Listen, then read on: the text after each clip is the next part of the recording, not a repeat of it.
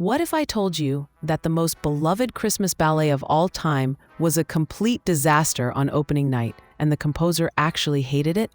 Stay with me, because the story of how the Nutcracker became a holiday tradition is more magical than the ballet itself. It's December 18th, 1892, opening night at the Imperial Mariinsky Theater in St. Petersburg, Russia. The audience settles into their velvet seats, programs rustling, anticipation building. This is the premiere of Pyotr Ilyich Tchaikovsky's new ballet, paired with his opera Iolanta. The curtain rises, the orchestra begins, and within minutes, the critics are already mentally writing their scathing reviews. One critic will later write that the ballet does not satisfy even one of the demands made of a ballet. Another calls it a mere spectacle that is actually an insult. The choreography is called amateurish, just disorderly pushing about from corner to corner. Even Tchaikovsky himself is disappointed, telling friends he detests the score. Yet somehow, this disaster becomes the most performed ballet in the world. How? Let's go back to where the story really begins. Ivan Vsevolosky, director of Russia's Imperial theaters, needs a double bill for the 1892 Christmas season. One opera, one ballet. He commissions Tchaikovsky, fresh off his triumph with The Sleeping Beauty 3 years earlier. For the ballet, he chooses a story based on E.T.A. Hoffmann's dark 1816 German fairy tale about a nutcracker that comes to life on Christmas Eve. But here's the problem. The original story is terrifying, with bloody battles between toy soldiers and a 7-headed mouse king, creepy godfathers, and disturbing hallucinations. Alexandre Dumas adapts it into something lighter, more family-friendly. Still, Tchaikovsky struggles.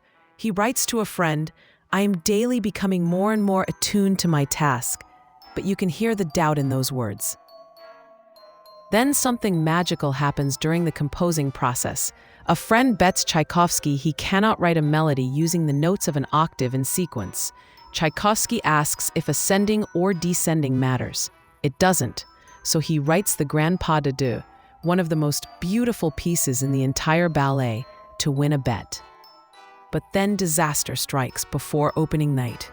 Marius Petipa, the legendary choreographer who created The Sleeping Beauty with Tchaikovsky, falls ill.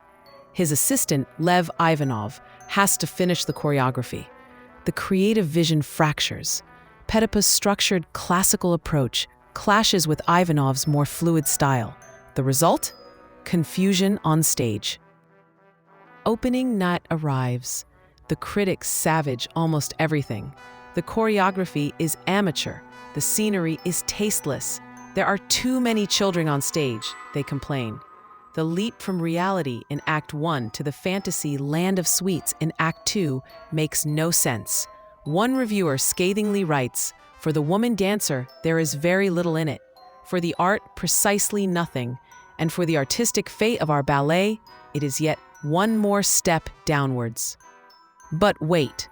Amidst all this criticism, one thing escapes unscathed: the music. Critics called Tchaikovsky's score astonishingly rich in detailed inspiration, and, from beginning to end, beautiful, melodious, original, and characteristic. Tchaikovsky had introduced something no one had ever heard before.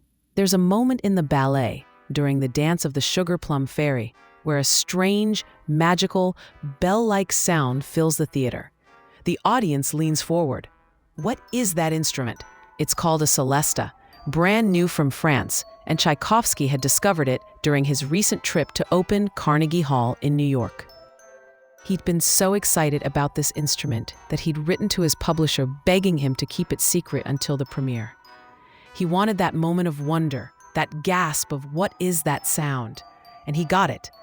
That celestial fairy dust shimmer became the sound of Christmas magic itself.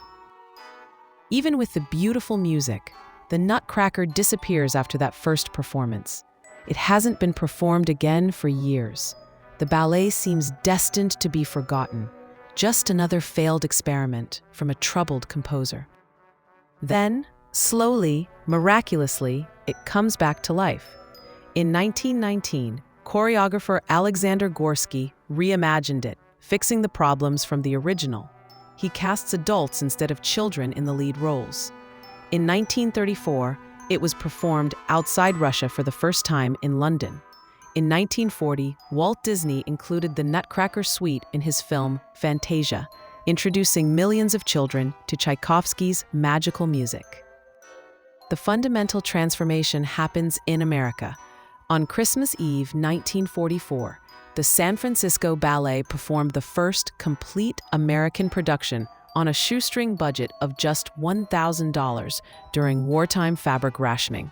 Then, in 1954, George Balanchine, who had danced in the Nutcracker as a teenager in Russia, created his iconic version for the New York City Ballet. Sells out within a week. Suddenly, every ballet company in America wants to perform it. It becomes the show that keeps ballet companies alive financially. Today, the Nutcracker accounts for 40% of annual revenue for many ballet companies. Without it, they'd close. Now, over 130 years after that disastrous premiere, the Nutcracker is performed thousands of times every December. It's been staged in shopping malls and grand opera houses, with classical dancers and Muppets, in traditional productions and radical reimaginings. Millions of people experience their first ballet through the Nutcracker. Children dream of playing Clara or the Sugar Plum Fairy. And here's the beautiful irony.